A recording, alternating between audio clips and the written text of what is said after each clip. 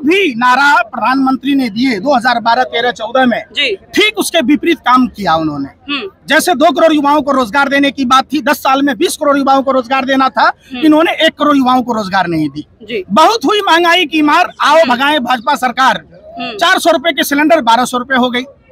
आप देखिएगा, बहुत हुआ महिलाओं पर अत्याचार, आओ भगाए भाजपा सरकार।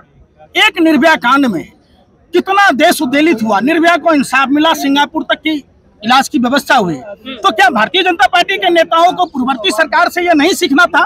क्या देश की पहलवान बेटियां जो तिरंगे का सम्मान और देश के सम्मान में अपना खून पसीना बहाकर गोल्ड मेडल, आप पत्रकार हैं, आप गोबर को च्यवनप्राश समझकर खाने वाले लोग हैं। गोबर ऑलराउंडर पदार्थ है, खेत में पड़े तो खाद का काम करता है, दिमाग में पड़े तो आप जैसे अंधभक्त पत्रकार को पैदा कर देता है। आप भी इतनी बेशर्मी मत कीजिए, देश का कोई मीडिया दिखा नहीं रहा है और आप हंसी ठिठोला कर रहे हैं। अरे आपको पत्रकारिता पर लानत है और आप जैसे पत्रकारों पर थूकता है भारत। एक बेटी हिम्मत करके पूरे देश के सामने में अपने उस दुष्कर्म के सच को सामने रख रही है, हमें उसके हौसले को बढ़ाना चाहिए। काश आपकी बहन होती, आपकी बेटी होती, आपकी माँ होती, तब भी क्या आप सवाल करते? आप जलालत भरी जिंदगी जी रहे हैं, आपको डूब मर जाना चाहिए मुंह में काली पोत कर। आप पत्रकार नहीं हैं, आप भाजपा के गुंडा हैं, आप भाजपाई गुंडे हैं, आप अंधभक्त पत्रकार हैं। आप पे सोचने समझने की शक्ति खत्म हो गई है। तो ब्रजभूषण शरण सिंह पर यह बात है, तो ब्रजभूषण शरण सिंह इस्तीफा देकर अगर दूध के धुले हैं तो क्यों नहीं कहते कि आप हमको नार्को टेस्ट करा लो, पॉलीग्राफ टेस्ट करा लो। श्रद्धा के मामले में आपने देखा होगा, आरी कहाँ से आया, किस दुकान से आया, उसका पॉलीग्राफ टेस्ट हुआ। तो क्या नार्को टेस्ट नहीं होना चाहिए, पॉलीग्राफ टेस्ट नहीं होना चाहिए ब्रजभूषण शरण सिंह का? इसलिए नहीं हो रहा है कि वो भाजपा का सांसद है। आप बताइए ना, भाजपा को चुनाव की परी है, चुनाव जीत हार के मायने रख रहा है जी। आप बताइए, आप महिला पत्रकार, आप जो है आप क्या बात कर रहे हैं? क्या यहाँ आंदोलनजीवी लोगों का कब्जा हो गया है, टुकड़े गैंग आ गए हैं। आपकी बहन के साथ अगर ऐसा होता तब भी आप यही सवाल कहते? अरे भाई मैं पूछ रहा हूँ, आप पत्रकार हैं, आप गोबर को च्यवनप्राश समझकर खाने वाले लोग हैं। गोबर ऑलराउंडर पदार्थ है, खेत में पड़े तो खाद का काम करता है, दिमाग में पड़े तो आप जैसे अंधभक्त पत्रकार को पैदा कर देता है। आप भी इतनी बेशर्मी मत कीजिए, देश का कोई मीडिया दिखा नहीं रहा है और आप हंसी ठिठोला कर रहे हैं। अरे आपको पत्रकारिता पर लानत है और आप जैसे पत्रकारों पर थूकता है भारत। जितना झुमका नहीं गिरा बरेली के बाजार में, आप लोगों का स्तर गिर गया। आप तब भी सवाल पूछ रहे हैं। एक बेटी हिम्मत करके पूरे देश के सामने में अपने उस दुष्कर्म के सच को सामने रख रही है, हमें उसके हौसले को बढ़ाना चाहिए। काश आपकी बहन होती, आपकी बेटी होती, आपकी माँ होती, तब भी क्या आप सवाल करते? आप जलालत भरी जिंदगी जी रहे हैं, आपको डूब मर जाना चाहिए मुंह में काली पोत कर। आप पत्रकार नहीं हैं, आप भाजपा के गुंडा हैं, आप भाजपाई गुंडे हैं, आप अंधभक्त पत्रकार हैं। आप पे सोचने समझने की शक्ति खत्म हो गई है। वो कह रहे हैं हम शिलाजीत की रोटी थोड़ी खाते हैं, कितने लोगों से एक साथ रेप कर रहे हैं। शिलाजीत क्या होता है भैया? उससे पूछिए, उनको कैसे पता चला कि शिलाजीत किस काम आता है? अरे भैया ये भी तो बात है ना, आप नहीं पूछते। माफिया नहीं है, दाऊद के साथ उनका संबंध नहीं था। अरे भैया बोलो ना पत्रकार महोदय। अरे भैया आप भी उसी गैंग में थे क्या? उसके हर जेल में बंद नहीं था? अब बताओ ना भाई। सर ब्रजभूषण लगातार ये भी कह रहे हैं कि बार बार अपने बयान बदले जाते हैं लोगों के द्वारा, इस वजह से ऐसी चीजें हो रही हैं। अच्छा, हाँ जी।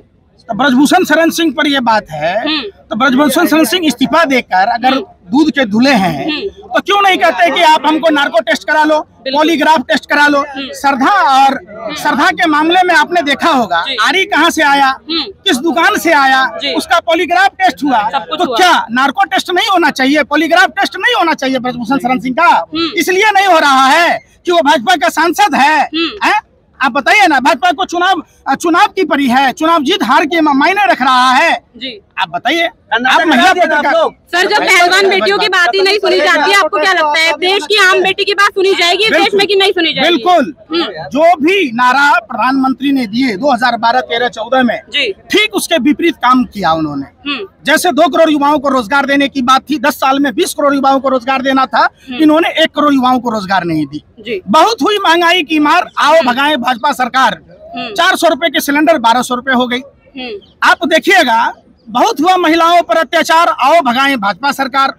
एक निर्भया कांड में कितना देश उद्वेलित हुआ, निर्भया को इंसाफ मिला, सिंगापुर तक की इलाज की व्यवस्था हुई। तो क्या भारतीय जनता पार्टी के नेताओं को पूर्ववर्ती सरकार से यह नहीं सीखना था? क्या देश की पहलवान बेटियां जो तिरंगे का सम्मान और देश के सम्मान में अपना खून पसीना बहाकर गोल्ड मेडल जीत कर रहती है? एक मिनट समझिए। तो ये सवाल उठता है कि अब आप अगर इतने ही पाक साफ हैं तो आप क्यों नहीं करते? ये बीफ एक्सपर्ट की बात करते हैं, बीफ एक्सपर्ट पर पाबंदी नहीं लगाते। तो ये सबसे बड़ा सवाल है कि जांच क्यों नहीं उस पर एफआईआर दर्ज किए गए, क्यों नहीं उसको जेल में डाला जा रहा है? ये तमाम बातें हैं और देश की बेटियों के इंसाफ के लिए सभी देशवासियों से हाथ जोड़कर विनती है, निकलिए अपने घर और मकानों से। अगर अपने बेटियों को बचाना है तो भाजपा आरएसएस के नेताओं के खिलाफ आपको मोर्चा संभालना होगा, बचाना होगा भारतीय जनता पार्टी आरएसएस के नेताओं, गद्दार नेताओं से, जो अपने ही मुल्क के। आप 42,000 महिलाएं गायब है गुजरात से, गुजरात स्टोरी पर बात नहीं होती है, वहाँ कौन सा एंगल है बताओ? क्यों चुप है सरकार? अरे भाई केरला स्टोरी का फेक न्यूज हो गया ना 20,000 वाला। अरे बताओ ना, अरे बेशर्मो, अबे सत्य के दलालों, हवसियों, चड्डी गैंग के पत्रकारों, सुन लो। अरे भाई सुनो, अरे भैया गुजरात में 42,000 महिलाएं गायब हैं। आप बताओ, आप गुजरात में 42,000 महिला गायब हैं, आप लोग कभी उस पर बात नहीं करते। आरएसएस के डीआरडीओ में जो वैज्ञानिक है प्रदीप करुलकर, जो पाकिस्तानी खुफिया जानकारी दे रहा था, आपको पता है जिसको गैलेंट्री अवार्ड से नवाजा गया था, वो पाकिस्तान के लिए खुफिया जानकारी दे रहा था। डीएसपी देवेंद्र सिंह पर बात नहीं हुई, पुलवामा घटना की जांच नहीं हुई। कहते थे कमजोर प्रधानमंत्री दिल्ली में बैठा है, ये हथियार कहां से आते हैं? तो नरेंद्र मोदी जी, ये 300 किलो ये आरडीएक्स कहां से आया?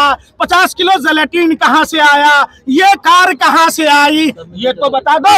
जब सीआरपीएफ के अधिकारियों ने एयरलिफ्ट कराने की बात की थी, जब इंटेलिजेंस का रिपोर्ट था, तो क्यों नजरअंदाज किया गया? आप बताओ, उस पर नहीं बात करते।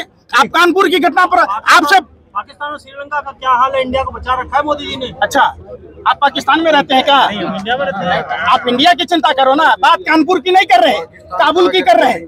बात करना है इंदौर की तो आप इस्लामाबाद पहुंच जाते, बात करना हिंदुस्तान की तो पहुंच जाते हैं पाकिस्तान। पाकिस्तान में कौन रहता है? आप भी बात। अरे भाई सुनो ना, आडवाणी गया था मजार पर चादर चढ़ाने, जिन्ना के मजार पर, आप भी जाते होंगे, आप बिरयानी खाने जाते होंगे नरेंद्र मोदी जी की तरह।